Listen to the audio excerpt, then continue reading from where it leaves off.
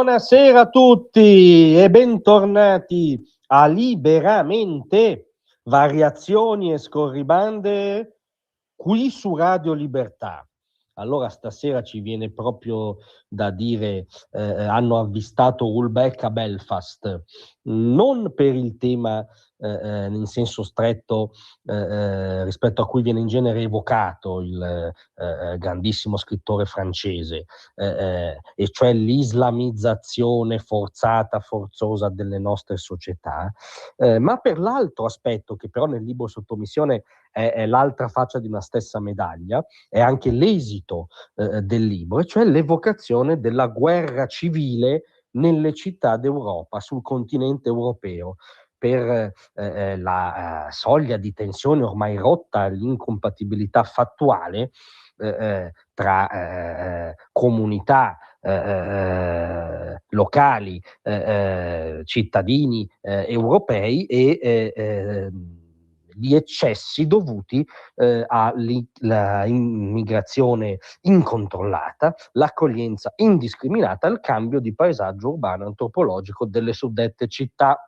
Perché diciamo così? Perché a Belfast, come sapete tutti, in seguito a un atto di una barbarie inesprimibile, per cui poi riferiremo anche i dettagli perché sono significativi, ma questo uomo sudanese che pare avesse un permesso di soggiorno ha aggredito in mezzo alla strada un ignaro cittadino irlandese, tentando di decapitarlo in mezzo alla strada di Belfast. Quest'uomo ha perso sicuramente un occhio, sta perdendo probabilmente anche il secondo, è in grave pericolo di vita, ha orrende ferite al collo e alla testa. Stava tentando di sgozzare, decapitare un cittadino irlandese sulla strada di Belfast. In seguito a questa scena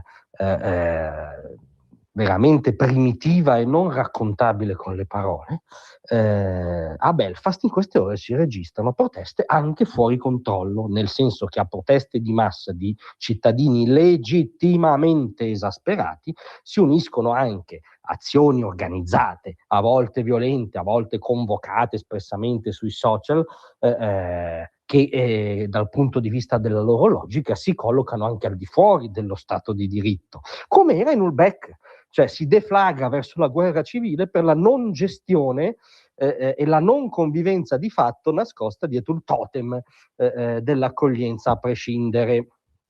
Perché dico che i dettagli sono significativi?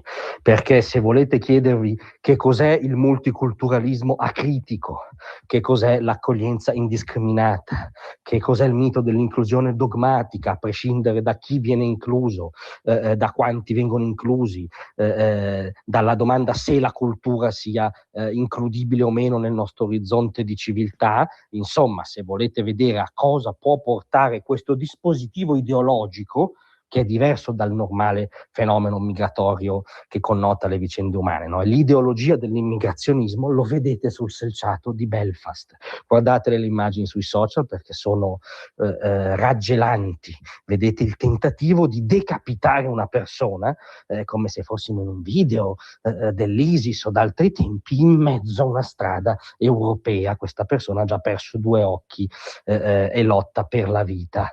E di fronte a questa scena non si possono che usare parole come quelle che per esempio ha usato Matteo Salvini, che ha parlato di tolleranza zero verso la barbarie. E questo è il punto, è questa la bussola verso cui va riorientata non solo la politica nel senso di chi amministra città e nazioni europee, ma l'ottica culturale dominante. Altrimenti purtroppo non è escludibile l'orizzonte della guerra civile, l'orizzonte orrendo, terrificante della guerra civile, ma ci deve essere un discrimine. L'accoglienza non può essere appunto in senso letterale indiscriminata. Il discrimine è la compatibilità con i nostri usi, i nostri costumi, ma non solo, con la condivisione di nozioni un filo rilevanti per la nostra civiltà, come la sacralità della vita, la dimensione anche quantitativa del fenomeno, l'incapacità di offrire alternative concrete, percorribili, lavorative, non solo a chi arriva, insomma la messa in discussione a uno di tutti i dogmi dell'immigrazionismo.